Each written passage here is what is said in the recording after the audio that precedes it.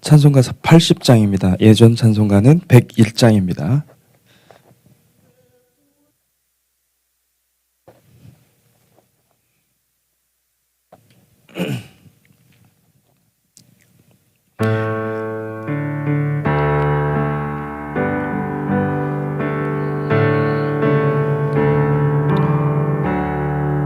전지에 있는 이름 중 귀하고 높은 이름, 주 나시기 전 지으신 구주의 이름 예수.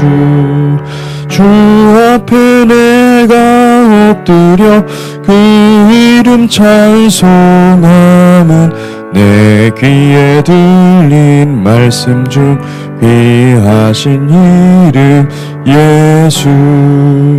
주 십자가에 달릴 때 명패에 쓰인 대로 저 유대인의 왕이요 곧 우리 왕이시라. 주 앞에 내가 엎드려 그 이름 찬송함은 내 귀에 들린 말씀 중 귀하신 이름 예수. 지금도 살아 계셔서 언제나 하시는 일, 나 같은 죄인 부르사 참 소망 주시도다. 주 앞에 내가 엎드려 그 이름 찬송함은 내 귀에 들린 말씀 중 귀하신 이름 예수. 주 예수께서 영원히 어제나 오늘이나 그 이름으로 우리에게 참 복을 내리신다. 주 앞에 내가 엎드려 그 이름 찬송함은 내 귀에 들린 말씀 중 귀하신 이름 예수. 아멘. 기도하겠습니다. 하나님 감사합니다. 우리에게 예수 이름을 주시고 십자가를 사랑하게 하시고 십자가의 영광을 바라볼 수 있게 하시니 감사합니다. 주님, 오늘도 주님의 십자가, 주님께서 달리신 그 십자가를 사랑으로 품고 나아가기를 간절히 원합니다. 주님, 성령께서 우리 가운데 은혜를 부어주시고 계속해서 자기를 부인하고 십자가를 지고 주님을 따라가는 복된 삶이 될 수 있도록 축복하여 주시옵소서.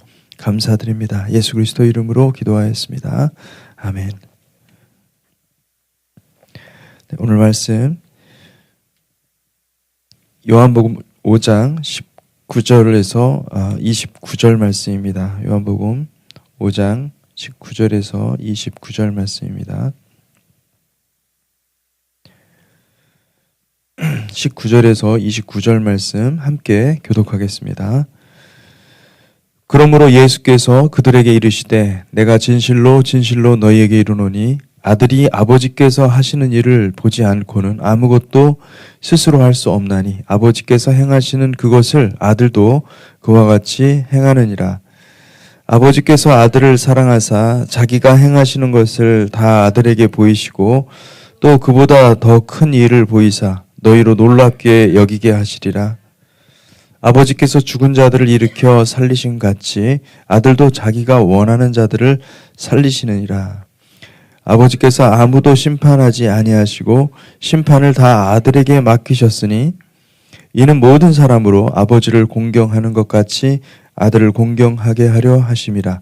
아들을 공경하지 아니하는 자는 그를 보내신 아버지도 공경하지 아니하느니라. 내가 진실로 진실로 너희에게 이르노니 내 말을 듣고 또 나 보내신 이를 믿는 자는 영생을 얻었고 심판에 이르지 아니하느니 사망에서 생명으로 옮겼느니라. 진실로 진실로 너희에게 이르노니 죽은 자들이 하나님의 아들의 음성을 들을 때가 오나니 곧 이때라. 듣는 자는 살아나리라.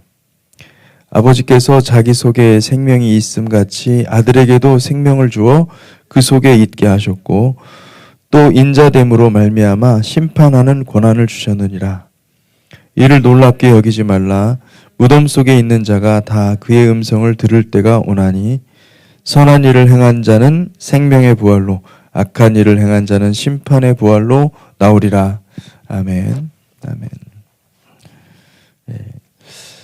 요한복음을 우리가 계속 보고 있습니다. 이 요한복음을 볼 때 저는 이제 요한복음 전체를 하나로 이렇게 꿰을 수 있는, 그래서 하나님께서 이 요한복음을 통하여서 우리에게 어떤 메시지를 주는지 전체적인 숲을 이해하는 것이 중요하다고 생각해서 그렇게 말씀을 하고 있습니다. 그렇게 보면은 이 요한복음이 되게 어렵게 보여질 수 있습니다. 그래서 여러분 잘 따라와서 요한복음 전체가 하나로 이해가 되면 좋겠습니다.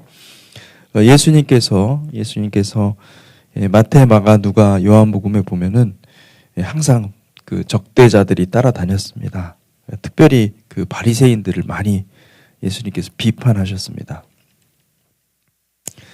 예수께서 하신 그 말씀과 또는 그 치유 사건은 무엇을 어쨌든 그 예수께서 어떤 일을 했든지 간에 바리새인들한테는 그것이 굉장히 골칫거리고 부담이 되었습니다. 왜냐하면 자기들은 어떤 성전이라는 것이 있고 그리고 또 사람들의 의식 가운데 이 토라를 가르치는 이 선생, 율법 선생, 이 랍비라는 호칭이 있어서 그것을 가지고 어떻게 보면 종교적인, 정치적인 기득권을 그들이 행사했는데 예수님은 초자연적인 권세로 하늘이 위로부터 부어주신 그 권세로 그 선지자 노릇을 하는 거예요. 그러니까 얼마나 예수가 미웠겠습니까?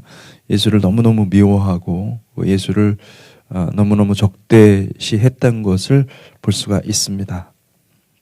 어제 본문에서도 예수께서 38년 된 병자를 안식일에 낫게 하신 일로 인해서 바리새인들의 시비와 공격을 받습니다. 이런 비난과 공격은 예수만 받는 것이 아니라 진리를 따르는 자들이라면 당연히 받게 되는 것입니다. 여러분, 예수 믿는 것이 원수를 사랑하라고 했다고 해서 여러분 이런 어떤 갈등과 공격과 시비가 없느냐? 그렇지 않습니다. 오히려 화평을 주러 온 것이 아니라 칼을 주러 온 것입니다. 그래서 이 세상에 있는 모든 죄악들과 싸우게 하나님께서 하시는 것이죠. 그래서 여러분, 예수 믿는 것이 화평이 아닙니다. 전쟁입니다. 예수 믿으면 우리는 죄와 싸워야 됩니다. 예수 믿으면 우리는 악과 싸우게 될 수밖에 없습니다. 근데 그 악은 너무나 강한 거예요. 기득권을 가지고 있고 정치적인, 종교적인 모든 그 권세를 가지고 사람들을 미혹해서, 거짓으로 미혹해서 사람들을 지옥으로 끌고 가고 있는 것입니다. 그런데 우리는 예수 믿으면은 어떻게 합니까? 우리의 그 분별력도 살아나는 거죠. 영적인 분별력도 살아나서 우리가 주님을 따르는 것은 십자가를 지는 것이에요. 주님을 따르는 것은 편안하고 쉬운 길로 가는 것이 아니라 제자들의 길에 항상 적대자들이 있었고 그 비난과 공격을 퍼붓는 사람들이 있는 것 같이 여러분들이 정말 주님을 사랑해서 주님의 제자로서 살아가려고 하잖아요. 반드시 비난하는 사람들이 있고 반드시 오해하고 박해하고 시기하는 사람들이 반드시 있습니다. 어쩔 수 없어요. 우리가 이 세상에 이 죄악이 통치하고 있는 이 세상 가운데 살아가면은 그게 어쩔 수가 없는 것입니다. 당연한 것이죠. 산상설교에서 뭐라고 얘기하죠? 마태복음 5장 10절에서 12절에 보면은 의를 위하여 박해를 받는 자는 복이 있나니 천국이 그들의 것입니다. 나로 말미암아 너희를 욕하고 박해하고 거짓으로 너희를 거슬러 모든 악한 말을 할 때에는 너희에게 복이 있나니 기뻐하고 즐거워하라. 하늘에서 너희 상이 큼이라. 너희 전에 있던 선지자들도 이같이 박해하였느니라. 우리가 복음을 들고 복음을 증거하기 시작하잖아요. 그러면은 사탄이 더 우리를 공격합니다. 그래서 하나님의 종들이 되잖아요. 우리가 정말 제자가 된다는 것은 세상과 싸우는 것입니다. 세상과 싸워서 맞서 싸워서 이기라는 거예요. 근데 어떻게 우리가 이길 수가 있습니까? 우리도 부족한 사람들인데 십자가를 사랑하십시오. 십자가를 딱 생각하면 하나님의 사랑이 느껴져야 되고 십자가가 나의 것이 돼야 되고 나의 마음에 십자가가 새겨져야 되는 것입니다. 그럴 때 우리는 십자가를 사랑할 때 주님이 달리신 십자가에서 하나님의 사랑을 느낄 때 우리는 십자가를 주님과 함께 질 수 있는 것입니다. 이런 질문을 할 수가 있습니다. 나는 예수를 영접했는데 사람들의 공격과 박해가 없는 거예요. 예, 그런 걸 너무너무 싫어하는 거예요. 나는 평화를 좋아하고 사람들하고 사이좋게 잘 지내고 싶은데 나는 문제가 있는 건가? 여러분, 예수를 제대로 믿으면 반드시 사람들의 공격과 비난과 모욕이 있습니다. 이것이 내가 잘못해서 그런 것이 아니라 내가 진리를 알기 때문에, 진리를 전하기 때문에 받는 공격이에요. 할렐루야. 여러분들이 그런 것들이 있기를 축복합니다. 저희 부친이 사실은 저희 가정에 복음이 처음 들어오게 하신 분이에요. 예, 저희 큰댁에, 그러니까 완전히 유교 집안이었거든요. 유교하고 불교에 쩔어가지고 살았던 집안이었는데 제사를 거부한 거예요. 그러니까 난리가 난 겁니다. 예. 우리는 제사를 드릴 수 없습니다. 그래가지고 집안에서 쫓겨났습니다. 예수 믿는 것이 우리가 이제 복음이 들어왔을 때는 그렇게 순수한 복음이 들어와서 사람들이 예수 믿으면 안식일을 지키고 복음을 증거하다가 고난을 당하고 이런 것들이 딱 사람들의 의식 가운데 박혀 있었습니다. 옛날에는. 근데 지금은 예수 믿는 사람들이, 여러분, 이 미혹의 소리예요. 세상 사람들이 보기에 윤리적이고 도덕적인 삶을 살아야 된다라고 오히려 세상 사람들이 가르치고 있어요. 그 말 듣지 마세요. 예, 그 하나님 말씀 아닙니다. 예, 십자가를 붙드시고 여러분 진리를 전파하시기를 주님의 이름으로 축복합니다. 아멘. 여러분, 우리가 고난이 없으면 영광도 없는 것입니다. 우리가 십자가는 이 고난을 넉넉히 감당할 수 있게 하는 능력입니다. 내가 십자가를 사랑하고 예수님의 십자가를 생각하면 막 감사가 있고 기쁨이 있고 그러면서 점점 주님 앞으로 주님의 사랑을 우리가 먹게 되고 주님의 사랑을 받게 되는 것이죠. 그러면 우리가 넉넉히 이길 힘들이 어디에서 나오느냐? 그 십자가 사랑인 거예요. 그 십자가 사랑하니까 내가 그 길을 가게 되고 그 길을 가면서 그 고난이 있고 아픔이 있고 또 굉장히 참 말할 수 없는 그런 시험거리들이 많이 오지만은 할렐루야, 넉넉히 이길 줄 믿습니다. 그 넉넉히 이기는 것이 상급이죠. 할렐루야. 그러니까 이게 얼마나 놀라운 길이고 이게 주님께서 걸어가신 이 길을 우리에게 주시기를 원하시는 것이 그 주님의 그 사랑인 것을 믿으시기 바랍니다. 여러분, 우리가 제자의 길을 잘 가고 있는가? 그러면 내가 내 삶에 십자가가 있는가? 이거를 잘 살펴보면 돼요. 내 삶에 만약에 십자가가 없으면은 이 주님의 길을 잘 가는 게 아닙니다. 구원의 길을 가야 되는데 구원의 길은 반드시 십자가가 있는 거죠. 그래서 여러분 스스로를 돌아보십시오. 내가 넓은 길을 쉽고 편한 길을 가고 있는 것은 아닌가. 주님 앞에서 항상 스스로 점검해 볼 필요가 있는 것입니다. 라오디게아 교회가 차지도 덥지도 않다. 미지근하다. 그래서 주님의 책망을 받은 적이 있습니다. 주님은 씨 뿌리는 비유를 통해서 하나님 나라에 관해서 말씀하셨습니다. 그때 말씀이 심겨지면은 반드시 환난이나 박해를 통과하게 된다는 거예요. 마태복음 13장 20절에서 21절에 이런 말씀이 있어요. 돌밭에 뿌려졌다는 것은 말씀을 듣고 즉시 기쁨으로 받되 그 속에 뿌리가 없어 잠시 견디다가 말씀으로 말미암아 환난이나 박해가 일어날 때에는 곧 넘어지는 자요. 근데 여기서 이런 말씀이 참 기가 막힌 거예요. 말씀으로 말미암아 환난이나 박해가 일어난다. 이거는 반드시 일어난다는 겁니다. 말씀으로 인하여 말씀으로 말미암아 환난이나 박해가 일어날 때 이게 뿌리가 없으니까 돌밭에 마음밭이 우리 돌밭이지 않습니까? 그게 뿌리가 없으니까 십자가가 내리지 못한 거죠. 그러니까 어떻게 돼요? 말씀으로 말미암는 환난이나 박해가 반드시 일어나는데 그때 넘어진다는 거예요. 넘어진다는 거예요. 그러면 우리가 어떻게 이 환난과 박해를 이길 수가 있는가? 그거는 단 한 가지입니다. 예, 우리의 마음밭에 십자가가 그 뿌리가 잘 심겨져야 되는 줄 믿습니다.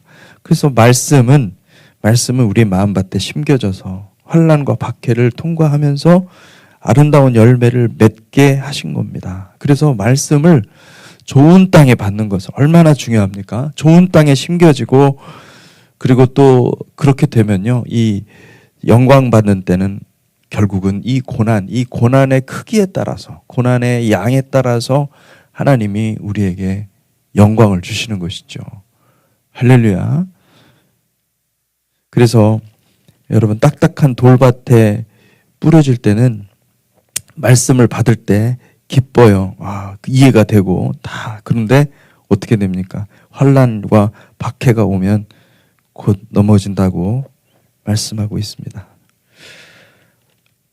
여러분 끝까지 우리가 좋은 땅에 심긴 이 말씀 그것을 사모하는 저와 여러분들이 되시기를 축복합니다.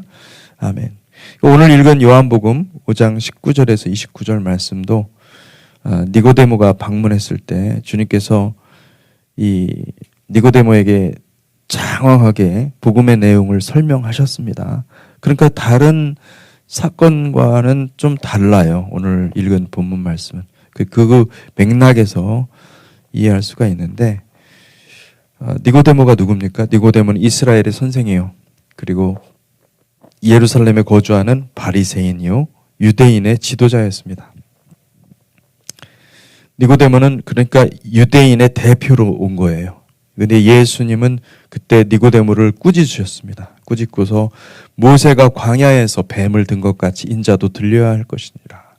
이 예수 그리스도 십자가 복음의 말씀을 전하셨습니다. 그가 이해하든지 이해 못하든지 성령께서 일하실 것입니다. 그러나 그에게 꼭 필요한 말씀을 하신 거예요. 그리고 마찬가지로 오늘 본문에 보면은 안식일에 병을 고친 사건으로 예수를 고소하는 유대인들에 대해서 십자가의 복음을 선포하고 계십니다. 그러니까 이 요한복음은 잘 보면은 꼼꼼히 따져서 보잖아요. 그러면은 특별히 유대인들에게 말하고 싶은 게 있는 거예요.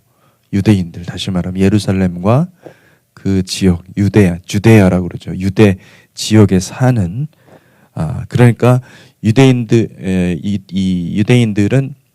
오늘날의 유대인하고는 사실은 엄밀히 말하면 다른 건데, 그렇지만은 그렇게 다 번역을 했더라고요.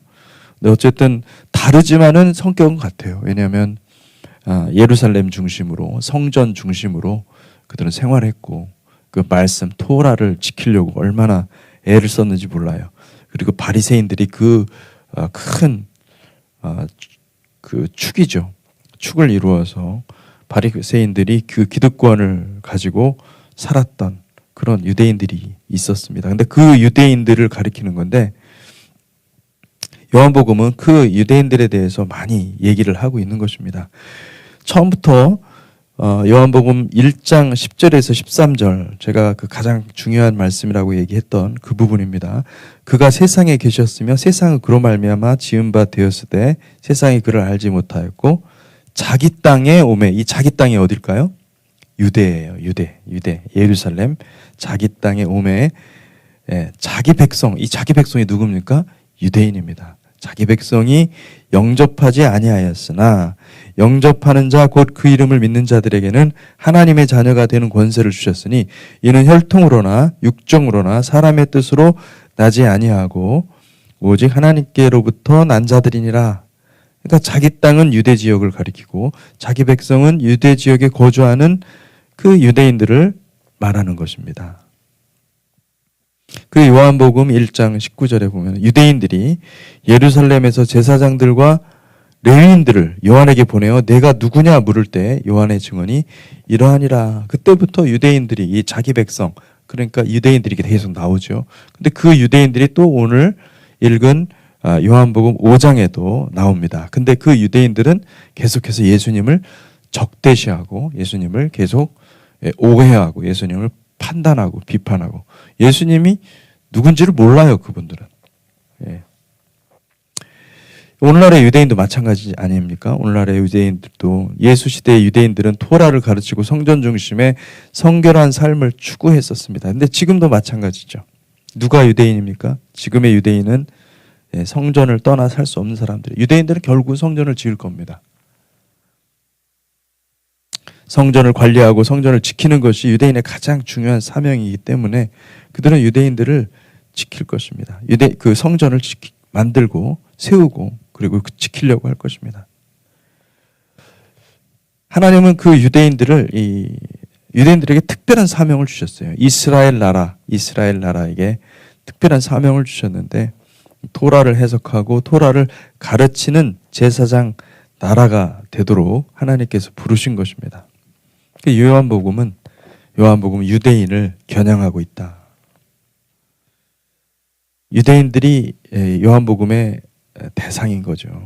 표적이에요.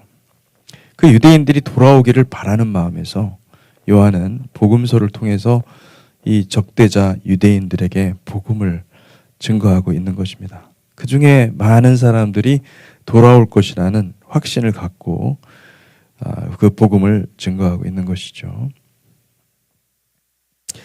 5장 18절 요한복음 5장 18절 오늘 읽은 말씀 바로 그 전 구절입니다. 유대인들이 이로 말미암아 더욱 예수를 죽이고자 하니 이는 안식일을 범할 뿐 아니라 하나님을 자기의 친아버지라 하여 자기를 하나님과 동등으로 삼으심이로라.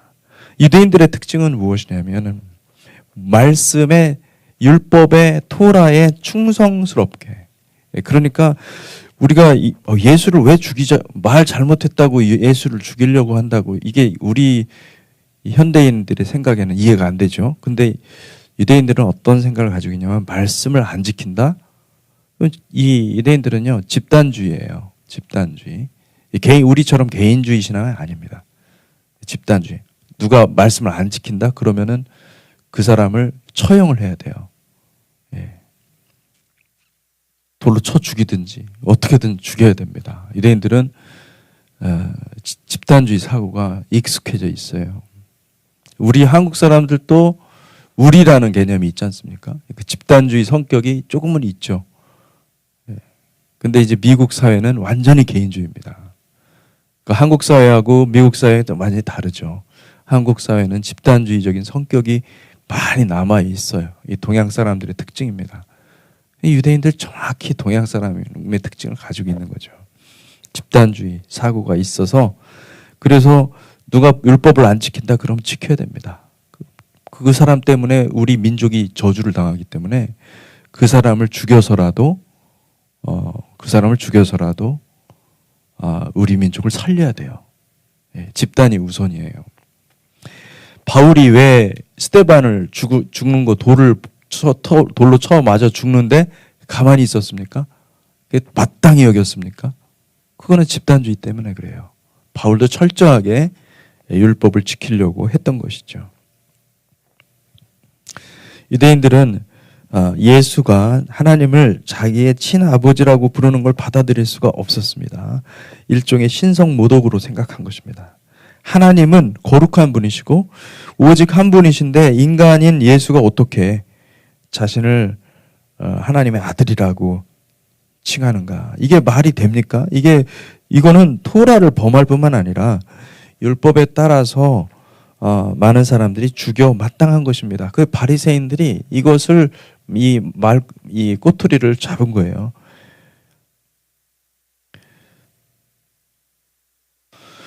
그들은 예수를 잡아 죽이려고 했던 것이죠. 그리고 나서 그렇게 이제 예수님은 어떻게 그런 걸 모르시겠습니까? 다 아시죠. 아시면서도 유대인들의 마음을 도발한 겁니다. 그들의 마음을 도발하시고 그리고 말씀하십니다. 왜 주님은 이렇게 험한 길을 가셨을까? 왜 그렇게 사람들의 마음을 도발해서 잘 주님은 무엇을 아셨냐면은 설득이 안 된다라는 걸 아신 거예요. 설득할 수 없습니다. 그럼 복음은 설득으로 되는 것이 아니라 하나님의 능력으로 되는 것임을 믿으시기 바랍니다. 아멘. 19절에서 예수님께서 유대인들에게 예수께서 하신 말씀의 본질이 무엇인지 정확히 설명해 주고 있습니다. 그러므로 예수께서 그들에게 이르시되 내가 진실로 진실로 너에게 이르노니 아들이 아버지께서 하시는 일을 보지 않고는 아무것도 스스로 할 수 없나니 아버지께서 행하시는 그것을 아들도 그와 같이 행하느니라. 아버지께서 아들을 사랑하사 자기가 행하시는 것을 다 아들에게 보이시고 또 그보다 더 큰 일을 보이사 너희로 놀랍게 여기게 하시리라. 아멘. 근데 여러분 니고데모한테도 이런 비슷한 말씀을 하신 적이 있습니다. 예수님께서 어떻게 니고데모한테 말씀하시냐면은 3장 11절에 13절 보면은 진실로 진실로 내게 이르노니 우리는 아는 것을 말하고 본 것을 증언하노라. 그러니까 이 우리라는 것은 예수님과 제자들을 가리키는데 아는 것을 말하고 본 것을 증언하노라. 하늘에서 알고 위의 지식을 말하고 그리고 본 것, 하늘에서 본 것, 하나님께서 행하신 것을 본 것을 말한다. 그러나 너희가 우리의 증언을 받지 아니하는도다. 내가 땅의 일을 말하여도 너희가 믿지 아니하거든. 하물며 그러니까 지금 니고데모에게는 땅의 일을 얘기를 한 겁니다. 하물며 내가 하늘의 일을 말하면 너희가 어떻게 믿겠느냐. 하늘의 일, 하늘에서 내려온 자 곧 인자 외에는 하늘에 올라간 자가 없느니라. 그러니 하늘에서 나는 다 가져와서 이 하늘에 있는 지식을 가르쳐 주는데 너희가 받지 않을 것이다. 얘기를 하고 있는 거죠. 그리고 오늘 말씀은 정확히 말하면은 하늘의 지식을 얘기를 해주는 거예요. 이때까지 그러니까 유대인들한테는 이게 계시가 안 됐던 거예요. 그 전에는 우리는 삼위일체 교리적으로 배우는 그런 모든 지식들이 유대인들한테는 전혀 알려지지 않았던 것입니다. 이 말씀이 얼마나 놀라운 말씀인지 몰라요.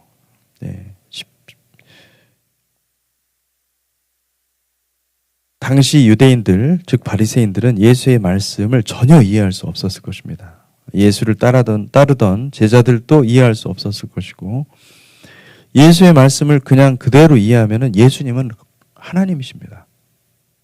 근데 그거를 이해할 수가 없었던 거예요. 그러니까 예수님의 말씀을 그때 당시에 심지어 제자들도 바리새인뿐만 아니라 모든 사람들이 예수의 말씀을 이해를 못한 겁니다. 이해할 수가 없는 도대체 어떻게 저렇게 말할 수 있지? 그렇게 생각을 했다는 거죠. 예수님은 하늘에서 이 땅에 내려오신 유일한 분이라는 거를 본인이 그렇게 말을 하는데 그 이해가 안 되는 인간적인 눈으로 그게 이해가 됩니까? 여러분 진짜 한번 입장 바꿔놓고 생각을 해보세요. 내가 하나님이다 이렇게 얘기를 하면 여러분들이 그 이해하겠습니까? 당시 유대인들 그렇게 이해를 한 거예요. 이해가 안 되는 거예요. 이해를 할 수가 없는 거예요. 얼마나 화가 치밀어 오르고 분노가 치밀어 올랐겠습니까? 그 예수님은 그뿐만이 아니라 거기서 끝나는 게 아니에요. 예수님은 하나님이실 뿐만 아니라 하늘에서 이 땅에 내려오신 분만 아니라 항상 아버지께서 행하시는 일을 보고 일을 하신다는 거예요. 이것도 놀라운 얘기인 거예요, 사실은. 하늘의 비밀이에요. 그것은 뭐냐면 그 하나님이 거룩하신 하나님이 이 아들을 너무너무 사랑하시고 있다는 사실이고 아들은 한 번도 아버지를 떠나서는 살 수 없는 분이다. 그리고 아버지와 아들은 너무너무 사랑하고 이 둘은 전능하신 하나님이시다. 그 유대인들은 유일신 하나님을 믿고 있기 때문에 하나님은 한 분이시라. 에하드. 한 분이시라는 생각을 가지고 있기 때문에 이 말도 도저히 이해가 안 되는 겁니다. 이해를 할 수가 없어요. 이건 그들의 어떤 신앙 시스템의 이 체계에 따르면은 그러면은 이단인 거예요. 완전한 이단이죠. 율법에 갇혀버린 유대인들은 이 도무지 알지 못하던 지식이었던 거죠. 참 놀랍게도 요한복음은 이거를 이 예수님의 말씀을 정말 정확하게 말씀을 하고 있는데 다른 복음서들은 여러분 아버지와 아들과 성령의 관계에 대한 이런 놀라운 계시의 말씀이 없습니다. 거의 없습니다. 예. 성령과 아들과 아버지의 그 삼위일체는 있지만은 그러나 이런 정확한 계시 주님께서 어떤 이 관계를 계시한 내용이 요한복음에만 나와 있는 거예요. 기가 막힌 말씀이죠, 사실은. 요한복음의 탁월성은 바로 이 부분이죠. 지금 예수께서는 니고데모에게 말하지 않은 하늘의 일을 지금 드러내고 계시는 것입니다. 아버지와 아들은 하나님이시고 아들은 아버지의 뜻을 행하시러 오셨다. 그렇게 말씀하고 계시는 것입니다. 말씀 하나하나가 사실은 하늘의 비밀을 폭로하는 것입니다. 아버지께서 죽은 자들을 일으켜 살리신 같이 아들도 자기가 원하는 자들을 살리느니라. 이 죽은 자들의 부활에 대해서는 여러분 유대인들 제2성전기 때 그때 많이 중간기 때죠. 그때 많이 논쟁을 했었습니다. 바리새인들은 의인들의 부활을 믿었고 사두개인들은 부활이 없다고 믿었습니다. 예수님은 뭐라고 말씀하시는 것입니까? 죽은 자의 부활이 있다. 그런데 누구를 통해서요? 나를 통해서. 이 얘기를 하는 거예요. 그 지금 굉장한 충격적인 얘기를 하고 있는 것입니다. 하나님께서 죽은 자를 일으켜 살리시는데 그런데 아들이 한다 이거예요. 그 권세를 누구한테? 하나님이 아들한테 줬다 이거예요. 그러니 이 말을 듣고 유대인들이 어떻게 생각했을까요? 야, 이거는 큰일 나다. 얘는 죽여야 된다. 이렇게 생각했겠죠. 당연히. 충격적입니다. 충격적입니다.